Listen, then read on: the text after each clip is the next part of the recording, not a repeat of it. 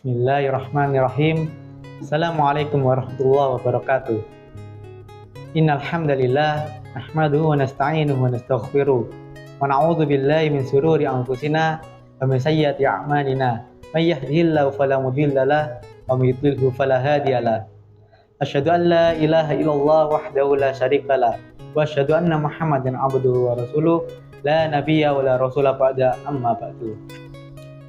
Al-Imam Al-Alamah Al-Hafidh Abu Zakaria Muhyiddin Al-Nawawi rahimahullah ta'ala.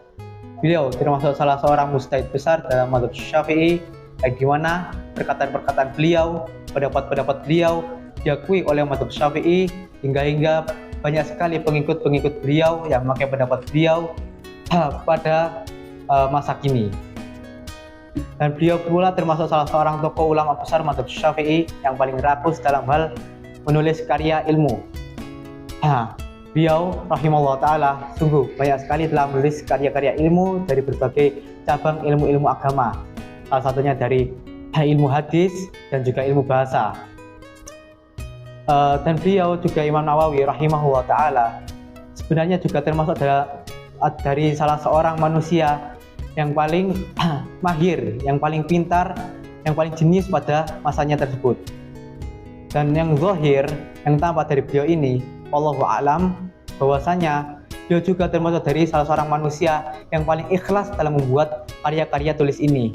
Sebab apa? Sebab seperti yang kita ketahui sekarang, banyak sekali karya-karya beliau rahimahullah ta'ala yang telah menyebar luas, sangat tersebar luas di dalam dunia Islam ini.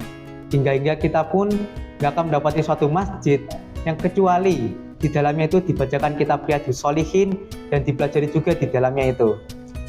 Dan kitab-kitab beliau pun Masya Allah banyak sekali, sangat tersebar luas dalam semesta ini, yang dimana ini akan menjadi dalil sebagai bukti atas keikhlasan niat beliau dalam membuat karya-karya ilmiah ini. Karena apa? Karena sesungguhnya penerimaan manusia terhadap karya-karya ilmiah beliau menunjukkan atas keikhlasan niat beliau dalam hal ini.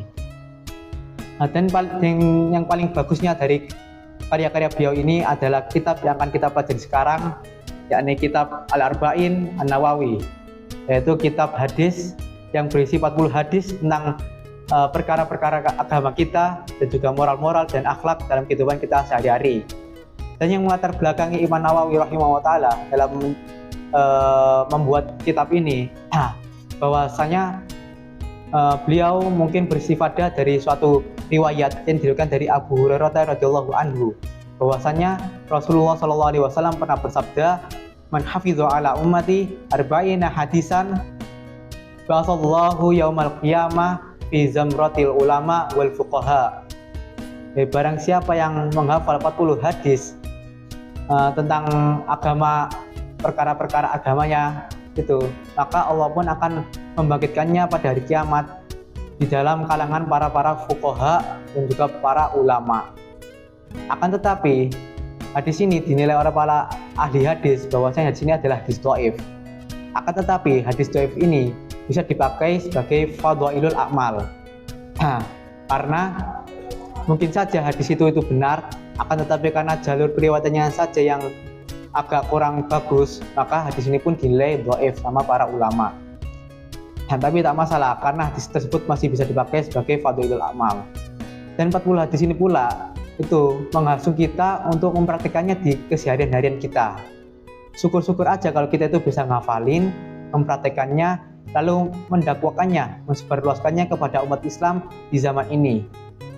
Oleh karena itu, saya sendiri dan juga para teman-teman saya akan mensyarah, akan menjelaskan kitab ini per hadis dengan penjelasan yang singkat, padat, dan jelas, yang insya Allah dapat mudah dipahami, dan insya Allah forum ini akan kita teruskan di kedepannya esok kelak. Amin, insya Allah.